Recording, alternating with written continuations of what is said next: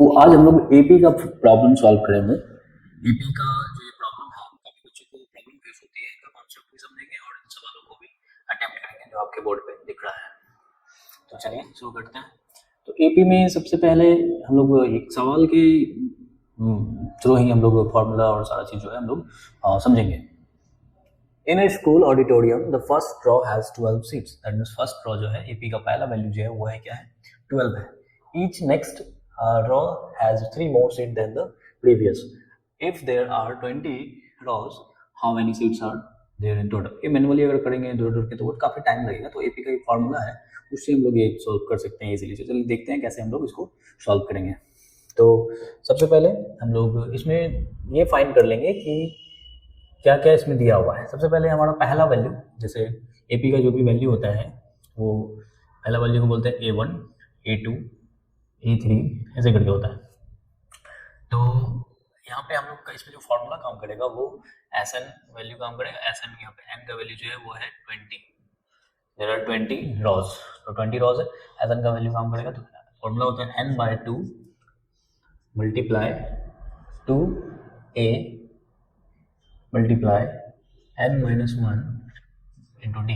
D होता है common difference. तो ये फॉर्मूला इसमें हम लोग यूज करेंगे और देखेंगे कैसे इसका सॉल्यूशन आता है।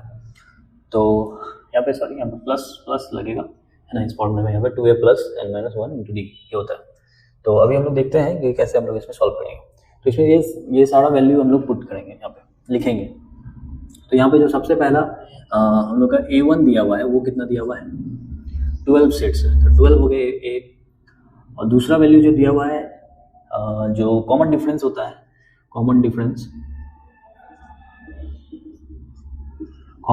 जो होता है वो डी, वो कितना दिया हुआ है इसमें, 3 दिया हुआ है। देख लेंगे अब 3 मोर सीट जो है धीरे धीरे बढ़ते जाएगा, तो वो कॉमन डिफरेंस हो गया 3। तो यहाँ पे लिख देंगे 3 एंड और एक टर्म है, जैसे यहाँ पे एन हो गया, ए हो गया है ना।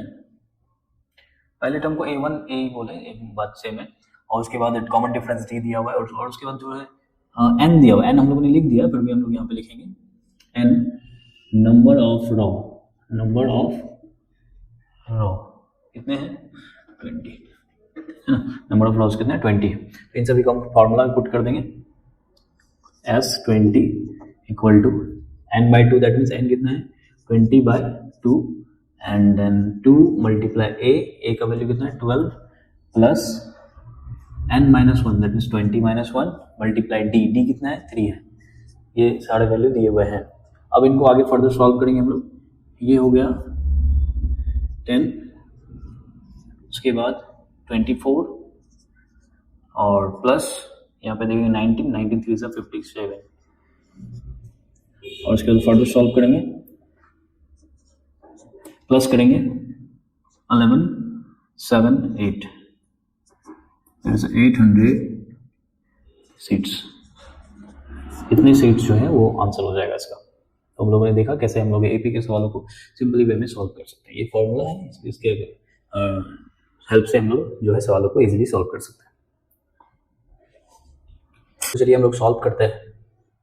सवाल है, a student says ₹5 on the first day and ₹9 on second day and ₹13 on the third day and continues saving with the same pattern for 25 days. Let's find the money saved on 25th day and total money saved in 25 days. तो इन दोनों सवालों को हम लोग चलिए solve करते हैं। तो सबसे पहले हम लोग यहाँ पे एपी पहले लिख देंगे। एपी को हम लोगों ने लिख दिया है ₹5, ₹9, ₹13, ऐसे कंटिन्यू चलता रहेगा। 25th डे को हम लोग को फाइंड करना है। ये हमारा ए है, ये हमारा A2 है, ये हमारा A3 है। तो हम लोग इसमें से 3 चीज फाइंड करेंगे जो हम लोग प्रीवियस क्वेश्चन में लिख चुके हैं। फर्स्ट टर्म हमारा क्या है इसमें, फर्स्ट टर्म क्या है वो है ₹5। First term that means A and common difference कितना है,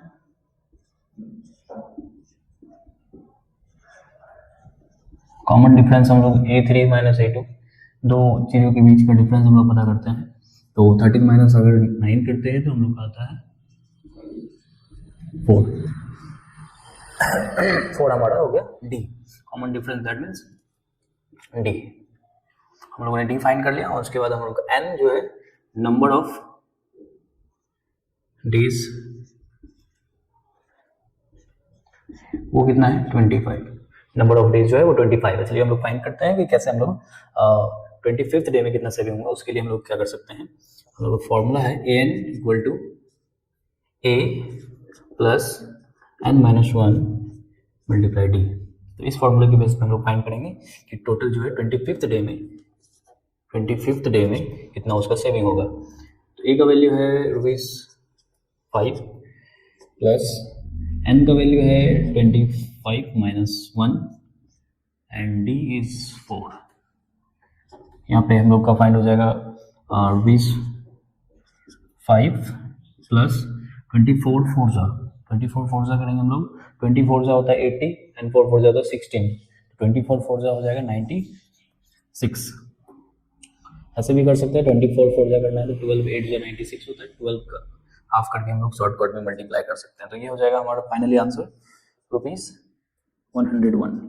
तो 25th डे में जो सेविंग होगा, 25th डे में सेविंग होगा, लिख देंगे हम लोग, कंक्लूड कर देंगे। ही saves ₹101 on the 25th day. 25th day में वो जो है 101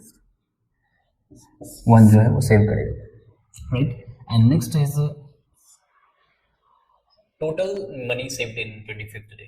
25th day that mean 25 total में मिलाकर के आपका सेविंग कितना होगा। उसके लिए हम लोग जो इसके पहले फॉर्मूला हम लोग पढ़ चुके हैं, एस एन का value, S N equal to होता है n/2 multiply 2a plus n minus 1 into D.